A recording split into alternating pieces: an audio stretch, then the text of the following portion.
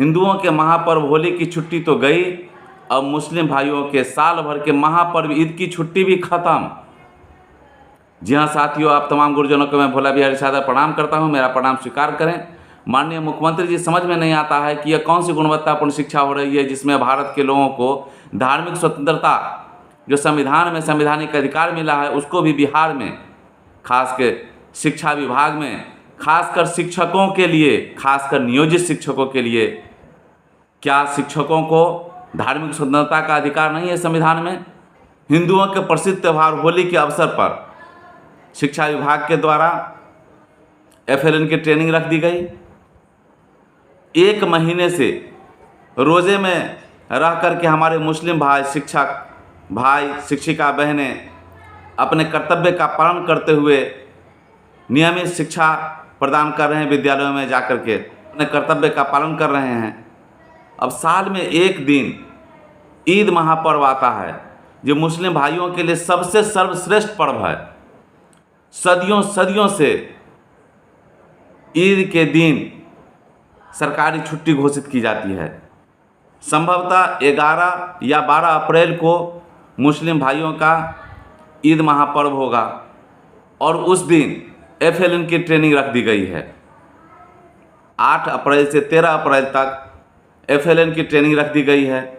उस ट्रेनिंग में बहुत सारे मुस्लिम शिक्षक भाई शिक्षिका बहनें हैं।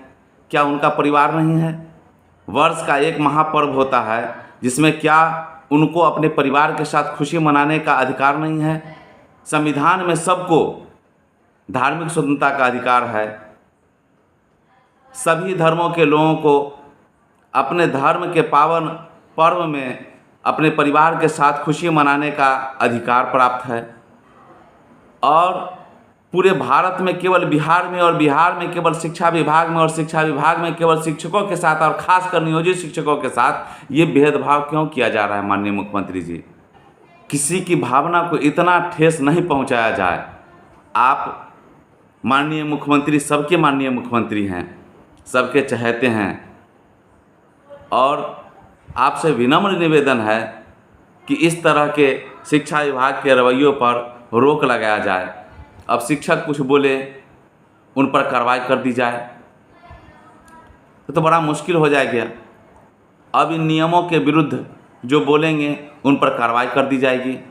लोगों को झूठो 4-5 महीने से बिल्कुल दिग्भ्रमित करके और लोगों का माइंड डाइवर्ट करके शिक्षा में यह गुणवत्ता पर सुधार आ रहा है, यह हो रहा है, वह हो रहा है, तरह तरह के फरमान निकाल करके माइंड डाइवर्ट करके और व्यापक स्तर पर BPSC TRE 1, TRE 2, TRE 3 में भयंकर गड़बड़ियाँ की गई और उस पर लोगों का ध्यान नहीं जाए, इसलिए तरह तरह के फरमान बीच बीच में कभी होली, कभी दिवाली, कभी रक्षाबंधन, कभी ईद, कुछ भी निकाल देना तब तक लोग उसमें उलझ जाएं।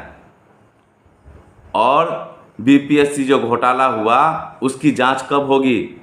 क्या उससे बिहार की गुणवत्तापूर्ण शिक्षा प्रभावित नहीं होगी? आपने जो ढिंढोरा पीटा कि BPSC से मैंने शिक्षकों की बहाली की, बहुत अच्छी बात है। बहुत सारे शिक्षक भाई बंधु अपनी योग्यता से आए हैं, लेकिन जो गलत तरीके से आए उस पर क्या कार्रवाई किए? उस विभाग पर क्या कार्रवाई हुई जो पूरे बिहार को बदनाम कर दिया कि बिहार कभी सुधरेगा नहीं? और बीच बीच में झूठ फूस के जिस पर बात होनी चाहिए, जनता का निगाह जिस पर जाना चाहिए, उस पर ध्यान नहीं दिया जा रहा है। और माइंड डाइवर्ट करने के लिए कभी नियोजित शिक्षक अयोग्य है, उनकी सक्षमता परीक्षा ले लिया जाए, कभी ये हो रहा है, कभी वो हो रहा है, कभी ईद पर छुट्टी रद्द कर दिया जाए ताकि 8-10 दिन इसी पर मामला चलते रहे और बीचे बीच तरे तरे सारा कुछ गड़बड़ी होते रहे।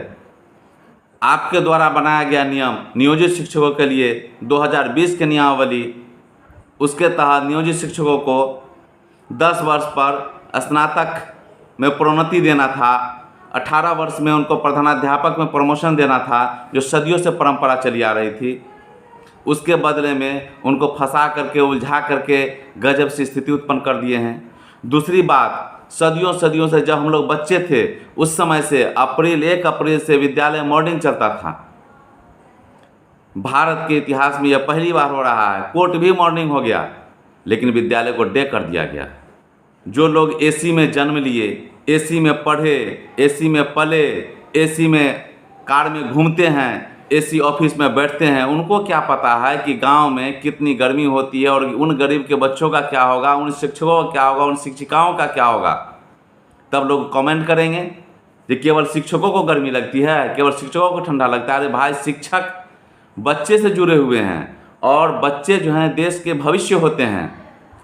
अब तो ऐसा नहीं हो कि भारत के संविधान को बदल दिया जाए। क्योंकि हमारे पूर्वजों ने, बाबा भीमराव अम्बेडकर ने उस ज़माने में जो संविधान लिखा, तो आप कहेंगे उस ज़माने के लिए ठीक था, अब इसको बदल दिया जाए, दूसरा इसको हटा दिया जाए, दूसरा बदल लिख दिया जाए संविधान। हमारे पूर्वजों ने जो परंपरा बनाई, जो नियम बनाया, सारे नियमों को बिल्कुल मिला करके हटा देना है और एक नया बना देना है नियम। आज तक विद्यालय 1 अप्रैल से मॉर्निंग होता था, ठंडा में बच्चे जाते थे, शिक्षक जाते थे, पढ़ा करके धूप होने से पहले चले आते थे। तो सारे उस समय के बच्चे बेवकूफ़ हो गए। सदियों से जो बच्चे पढ़ते आ रहे हैं सब गड़बड़ हो गया। अब जो है से एकदम गुणवत्तापूर्ण शिक्षा आ जाएगा। ये सब कुछ नहीं है, जनता को माइंड डाइवर्ट करने का एक तरीका है, मीडिया में बने रहने का तरीका है, विरोध में कोई कुछ बोले उस पर कार्रवाई करके अपने आप को फेस चमकाने का तरीका है। माननीय मुख्यमंत्री जी,